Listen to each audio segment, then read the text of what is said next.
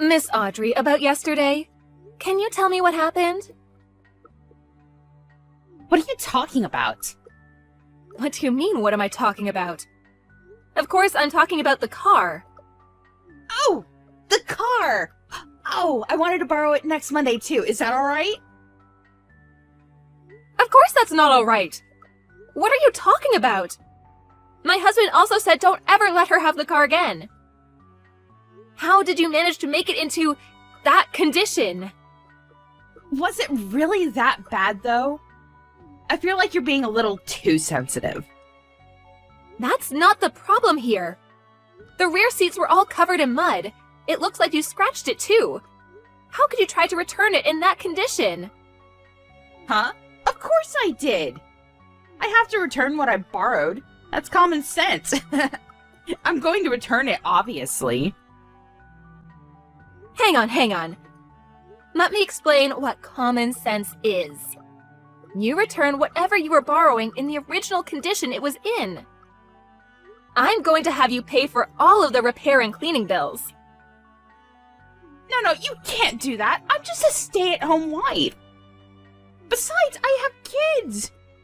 Just because the interior of the car is a little dirty doesn't mean that much, does it? It was just a little dirty, though. You just said you were going on a picnic, but where did you go hiking? The deep woods? There were literally bits of pine all over the car inside and out. How do you explain all of that? Oh, well, we did go to a place with a lot of nature. And it kind of makes sense why that would happen.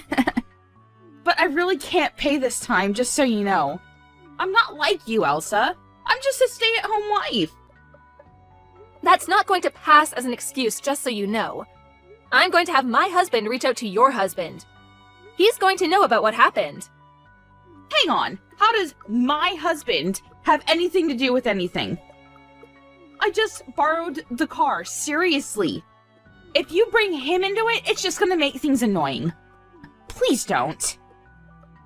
Okay, then pay up. I'll take you the invoices today. Ugh, I can't do that. Anyway, I'll be needing it next Monday.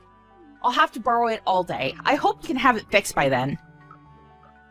I'm not lending you it again! You're seriously not going to pay us, huh? Nope, I'm not going to. It's not like I don't want to pay you.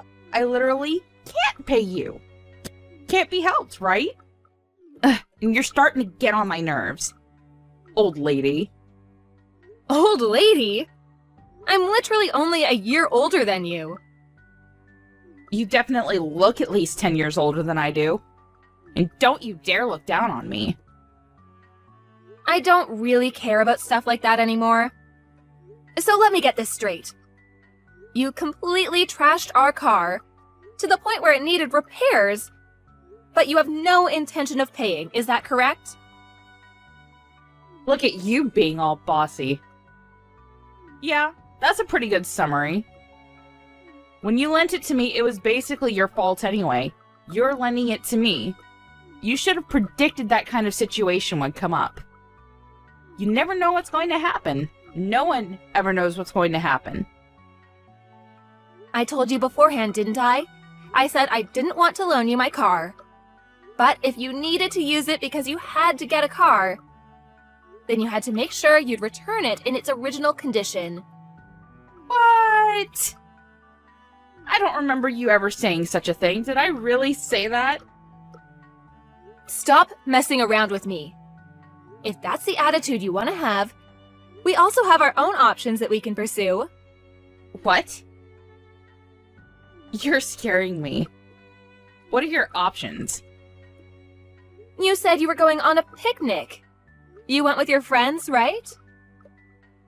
Yeah, sure. What does that have to do with anything?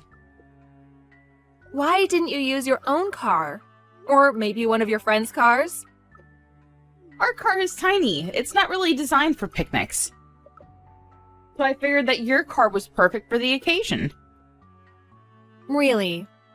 Does your husband know about this? About what? That I borrowed the car? Of course he knows about it. I told him after the fact, but I did make sure to tell him. No, not about that. Huh? About who you went picnicking with. The fact that it was a man.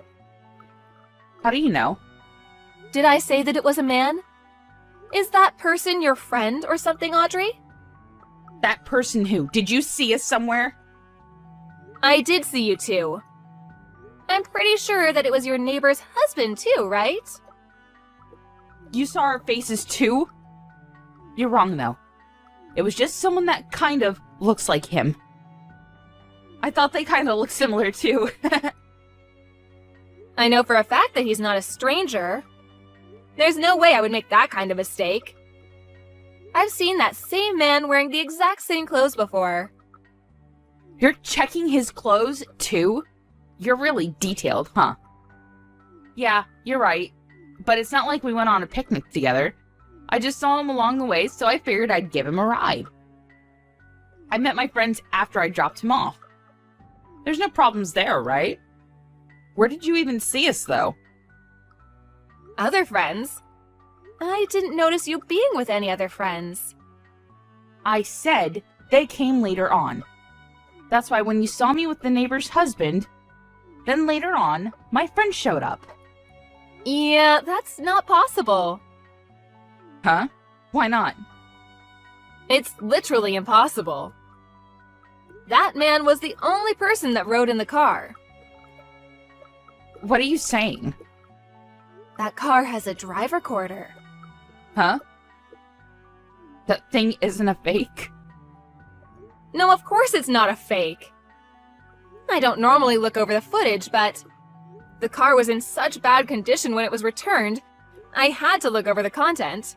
It caught all your audio, too. You're lying. What are you talking about? I know why you did that. How you were able to make that car that dirty. I know exactly what happened. If you did that while you drove, it would scrape the car against the guardrail, too. Miss Elsa, I'm so sorry. Please delete the footage for me. There really is no picnicking at all. You really went to the mountainside. To do what, exactly? You even took your 3-year-old daughter with you. How could you do that? I'm sure the crap in the back seat was from when your daughter came back into the back seat with all the mud. If she was left alone for 3 hours, I'm sure she'd get pretty dang bored too. I'm sorry. I didn't have any bad intentions. I just didn't have any time to clean up. Can you keep this between us and not tell my husband? I'll pay for the damages, I swear. I'll pay for the cleaning and repairs. I'll even pay a little extra. Is that all right? You're definitely going to be paying for damages. Actually, the fact that you were doing something kids shouldn't be seeing, using a neighbor's vehicle, makes me never want to touch the car again. So you'll be buying the car outright. What are you talking about? You know I can't do that. I don't even have that kind of savings. I've only got like $2,000 left. What do you want me to do? If you're going to be in that much trouble, why did you go out of the way to borrow my car? Well, if I use our car, there will be evidence left behind.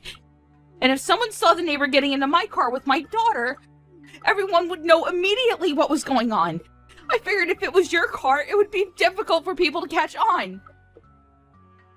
You're being super calculated about that kind of thing. Your stuff is all premeditated.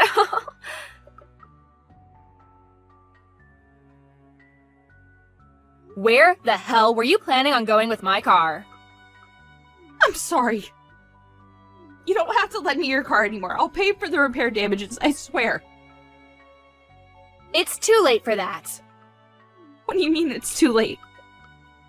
If you had apologized when I asked about it a second ago, I probably wouldn't have gone this far, but I already invited her over to my house.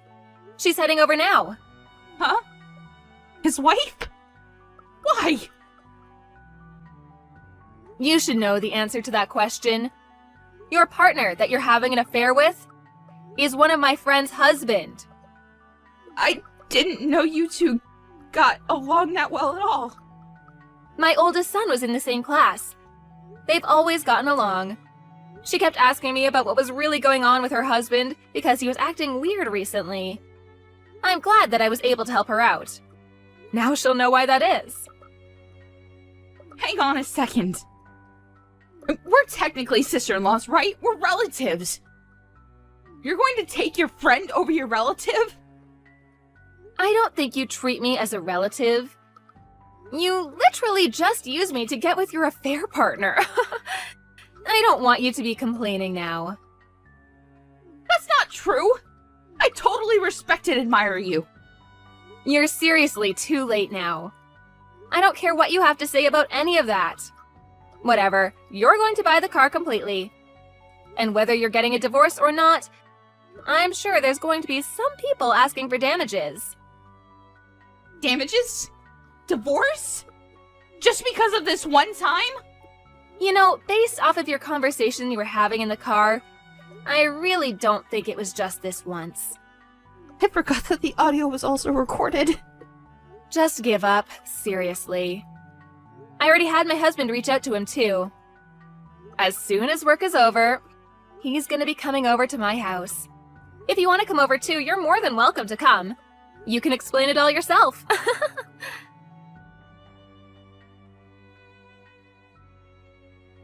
Everyone ended up coming over to Elsa's house, and all started talking about what happened and what to do.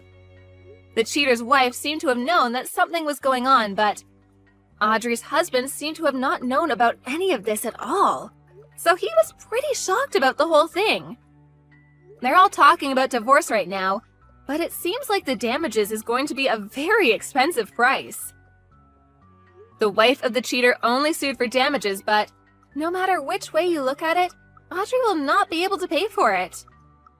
Audrey ended up buying Elsa's car outright. And Elsa ended up happy with a brand new car.